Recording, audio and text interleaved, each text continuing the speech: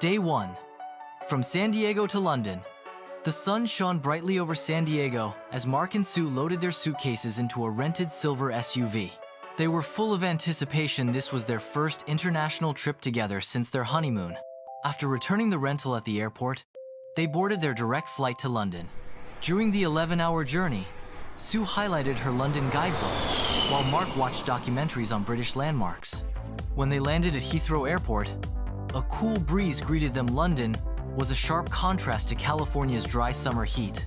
A quick ride on the Heathrow Express, and a black cab later, they reached their hotel in South Kensington. Day 2. Royalty and red buses.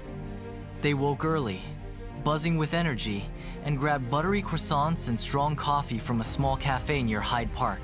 Mark wore his signature light blue jeans and t-shirt, now with sunglasses tucked in his shirt collar.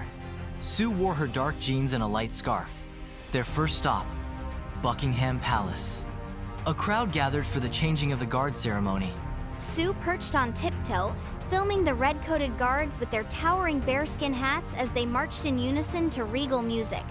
"Can you imagine living here?" Sue asked. Mark grinned.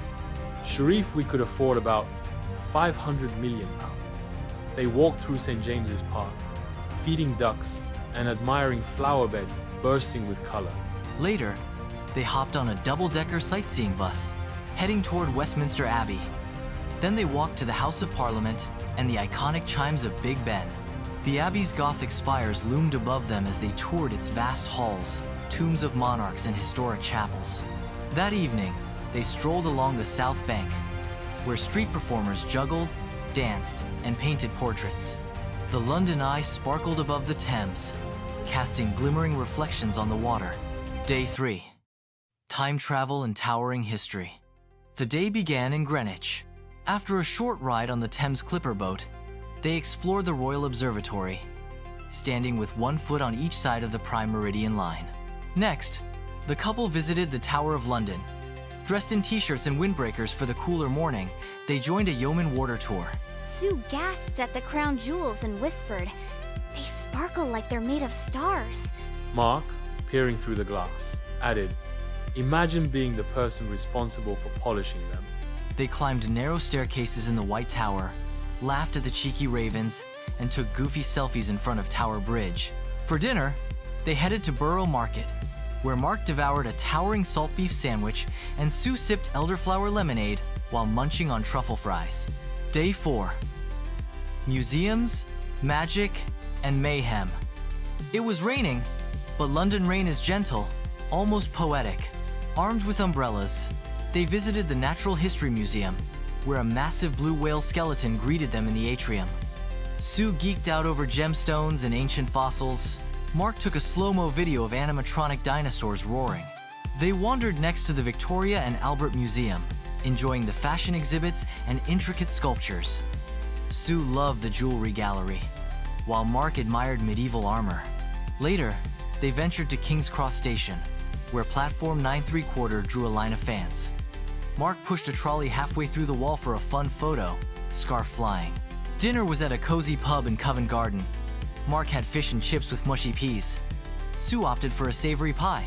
They stayed to hear a live folk band and danced, laughing like teenagers. Day 5. Art, parks, and afternoon tea. They began at the British Museum, marveling at the Rosetta Stone and Egyptian mummies. Sue whispered, "It's like being inside a history book." Mark studied ancient coins and Roman statues. They paused in the museum's great court, soaking up the natural light through the glass roof. Next, they explored Regent's Park, where families picnicked and ducks waddled beside ponds. Sue pointed out blooming roses, while Mark spotted squirrels darting across the path. They splurged on a luxurious afternoon tea at the Ritz Mini Sandwiches. Warm scones with clotted cream and delicate pastries arranged like artwork. Sue wore a light pink cardigan over her t-shirt. Mark had switched to a smart casual button-up. They fit right in under the chandeliers. "Next time, let's bring our parents," Sue said between sips of Earl Grey. Day 6. Shopping and saying goodbye. Their final day was relaxed but full. They started at Portobello Road Market, browsing antiques, handmade jewelry, and quirky souvenirs. Mark bought a vintage compass. Sue picked up hand-painted postcards and a Beatles-themed teacup. Later, they visited Harrods, gaping at the lavish food hall and perfume displays. Sue tried on a fancy hat, just for fun, and Mark teased her. "You look like royalty," someone who yells at the butler.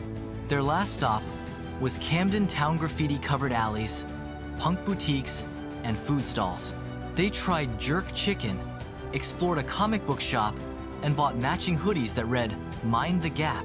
As sunset painted the sky with peach and lavender, they walked along the Thames one last time. "I'm not ready to leave," Sue said softly. "Then we'll come back," Mark promised. Walking along the Thames. The Thames reflects the evening sky, a ribbon of twilight hues. Ornate Victorian lampposts line the riverbank, their warm glow shimmering on the gentle surface. That night, as their planes soared back to California, they leaned against each other, reviewing photos on Mark's camera. Palaces, bridges, pubs, and playful selfies.